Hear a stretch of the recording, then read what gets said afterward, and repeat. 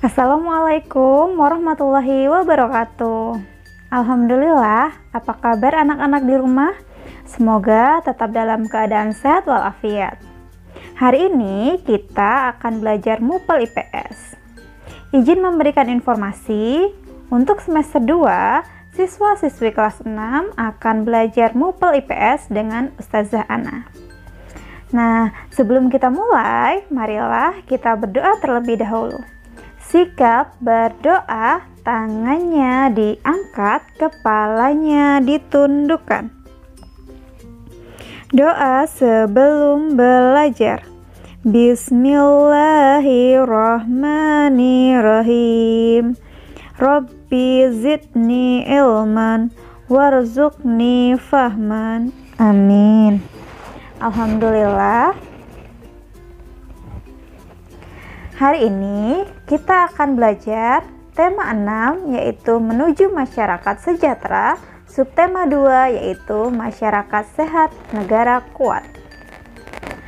Sebelum kita belajar, Ustazah izin menginformasikan ada prosedur pembelajaran. Yang pertama, berdoa, kita meminta kemudahan kepada Allah dalam melakukan segala hal. Yang kedua, pastikan fokus, lalu menyimak informasi dengan cermat. Selanjutnya, bekerja secara mandiri, bekerja tuntas, dan yang terakhir, ucapkan rasa syukur kita dengan mengucapkan hamdalah. Sebelum kita melanjutkan membahas tentang tema dan materi, kita akan menyanyikan dulu lagu temanya. Bagi teman-teman yang sudah bisa, silahkan boleh menyanyi bersama-sama. 1, 2, 3.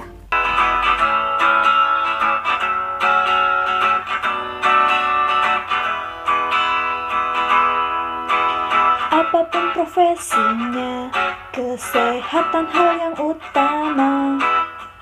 Petani dan pengusaha membutuhkan jiwa yang prima. Badan sehat, jiwa kuat, pikiran jadi cermat. Rakyat sehat, negara kuat. Ayo mulai pola hidup sehat agar aktivitas tak terhambat. Rakyat sehat, negara kuat. Rakyat sehat, negara kuat. Ayo mulai pola hidup sehat agar aktivitas tak terhambat. Rakyat sehat, negara kuat. Alhamdulillah, kita sudah menyanyikan lagu temanya. Selanjutnya, kita akan membahas tentang TFP untuk tema 6 subtema 2.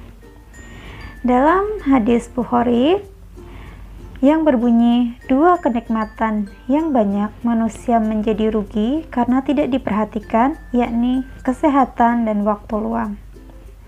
Agar negara bisa maju, semua bagiannya harus dalam keadaan sehat dan bagian utama bangsa ini adalah rakyatnya. Rakyat yang sehat akan memberikan dan mampu bekerja secara optimal sesuai dengan bidangnya. Dan sebaliknya, jika rakyat dalam keadaan yang terganggu kesehatannya, maka akan terganggu pula aktivitasnya. Karena kesehatan merupakan sesuatu hal yang tidak bisa dipisahkan dari kehidupan seseorang, sebab kesehatan sangat diperlukan oleh setiap individu dan mutlak perlu dimiliki oleh setiap insan. Kesehatan memang sangat penting. Orang yang sehat bisa melakukan segala hal.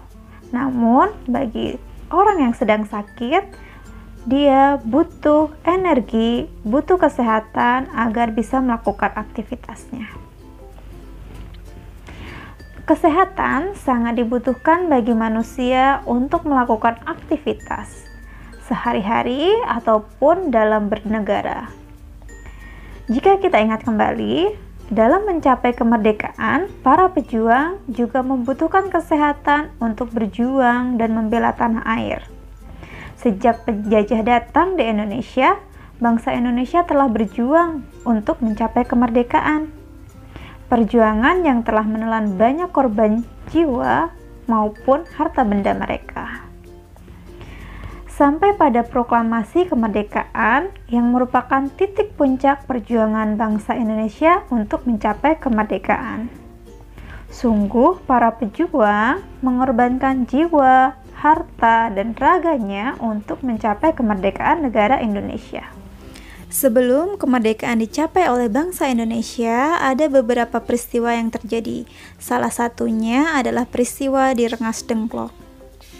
Pada tanggal 14 Agustus 1945, Jepang menyerah kepada sekutu. Saat itu Sultan Syahrir mengetahuinya. Lalu Sultan Syahrir menemui Bung Karno dan Bung Hatta mendesak untuk segera memproklamasikan kemerdekaan. Namun saat itu ditolak. Bung Karno dan Bung Hatta ingin membicarakan terlebih dahulu dalam rapat PPKI. Selanjutnya, pada malam harinya, tanggal 15 Agustus 1945, para tokoh pemuda mengadakan rapat kilat, yang hasil keputusannya adalah segera memproklamasikan kemerdekaan Indonesia pada tanggal 16 Agustus. Pada dini harinya, tanggal 16 Agustus, 3 tokoh pemuda yakni Sukarni, Yusuf Kunto, dan Sudanko Singgih membawa Bung Karno dan Bung Hatta ke Rengas Dengklok. Di Rengas Dengklok, para pemuda mendesak Bung Karno dan Bung Hatta agar segera melaksanakan proklamasi kemerdekaan. Terjadi perdebatan di situ. Namun akhirnya mencapai kata sepakat dalam musyawarah. Mereka memutuskan untuk memproklamasikan kemerdekaan Indonesia pada tanggal 17 Agustus 1945 dan segera kembali ke Jakarta. Selanjutnya, dilaksanakan perumusan naskah proklamasi kemerdekaan. Persiapan proklamasi kemerdekaan Indonesia diadakan di rumah Laksamana Muda Maeda di Jalan Imam Bonjol nomor 1 Jakarta. Ahmad Subarjo mendiktekan kalimat pertama yang berbunyi, "Kami, bangsa Indonesia, dengan ini menyatakan kemerdekaan Indonesia." Kemudian Bung Hatta menyempurnakan kalimat, "Hal-hal yang mengenai pemindahan kekuasaan dan lain-lain diselenggarakan dengan seksama dan dalam tempo yang sesingkat-singkatnya."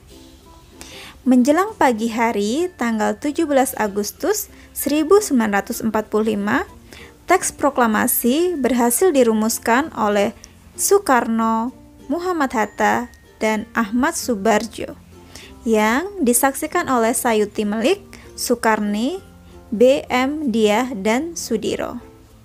Sayuti Melik mengetik konsep naskah proklamasi tersebut dan ditandatangani oleh Soekarno dan Hatta atas nama bangsa Indonesia.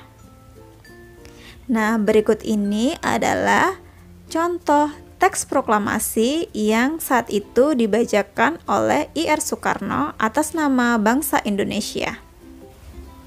Apa itu kemerdekaan Indonesia? Kemerdekaan Indonesia merupakan lahirnya Negara Kesatuan Republik Indonesia. Dengan adanya proklamasi kemerdekaan, Indonesia menyatakan diri bahwa sudah merdeka dari penjajahan. Untuk mencapai kemerdekaan, para pahlawan mengorbankan jiwa, raga, dan harta bendanya. Sudah cukup banyak pahlawan-pahlawan yang gugur di medan peperangan. Dengan adanya kemerdekaan, cara kita bersyukur atas kemerdekaan dapat dilakukan dengan cara melakukan perilaku yang positif sesuai dengan norma dan aturan dalam bermasyarakat. Contoh-contoh perilaku positif seperti bersikap kreatif, kritis, mandiri, dan berani membela kebenaran. Dengan adanya kemerdekaan yang telah dicapai oleh bangsa Indonesia, selanjutnya upaya-upaya apa saja yang dapat kita lakukan untuk mempertahankan kemerdekaan tersebut? Nah, dengan adanya kemerdekaan tersebut, kita tidak harus berpuas diri. Ada beberapa hal yang bisa kita lakukan. Yang pertama yaitu beribadah kepada Tuhan dengan sungguh-sungguh. Yang kedua, belajar dengan tekun dan rajin agar dapat mengharumkan nama bangsa dan meningkatkan kecerdasan bangsa. Yang ketiga, yaitu menghargai satu sama lain. Dengan menghargai satu sama lain, maka kerukunan akan tercipta. Yang keempat, menciptakan lingkungan masyarakat yang aman, damai, dan sejahtera. Selanjutnya, melestarikan budaya Indonesia dengan tidak mengikuti budaya Barat yang negatif. Budaya Indonesia perlu kita lestarikan agar tidak diakui oleh negara lain. Dan kita wajib bersyukur atas kebudayaan yang telah kita miliki. Yang terakhir yaitu mencontoh sikap dan perjuangan para pahlawan seperti berani menegakkan kebenaran. Seperti yang kita ketahui, perjuangan bangsa Indonesia untuk mencapai kemerdekaan tidaklah mudah. Menurut beberapa artikel, Indonesia dijajah oleh Belanda selama 350 tahun. Dilanjutkan dijajah oleh Jepang selama 3,5 tahun. Nah, apa saja cita-cita bangsa Indonesia? Yang pertama, melindungi segenap bangsa Indonesia dan seluruh tumpah darah Indonesia. Yang kedua, memajukan kesejahteraan umum. Yang ketiga, mencerdaskan kehidupan bangsa.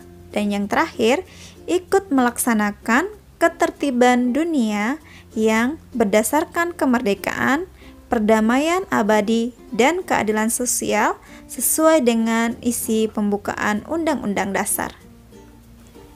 Dari beberapa materi yang telah disampaikan tadi, kita dapat mengambil kesimpulan, kemerdekaan yang kita rasakan saat ini merupakan hasil kerja keras para pahlawan dalam mencapai kemerdekaan bangsa.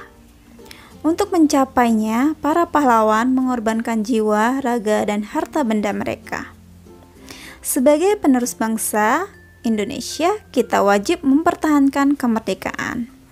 Salah satu upaya untuk mempertahankan kemerdekaan yaitu dengan melakukan perilaku yang positif sesuai dengan norma dan aturan yang berlaku di masyarakat. Selanjutnya, untuk proyek hari ini, yang pertama, bacalah teks pada buku siswa tema 6 halaman 61 sampai 62. Kemudian isilah tabel pada buku tulismu. Yang kedua, buatlah peta pikiran terkait dengan hal-hal yang dapat mempertahankan dan merusak kemerdekaan Indonesia. Alhamdulillah, kegiatan pembelajaran hari ini sudah tuntas. Terima kasih atas perhatiannya. Semoga ilmunya bermanfaat dan semoga Allah mempermudah pekerjaan kita. Marilah kita tutup dengan membaca hamdalah bersama-sama. Alhamdulillahirabbil alamin. Wassalamualaikum warahmatullahi wabarakatuh. Sampai jumpa.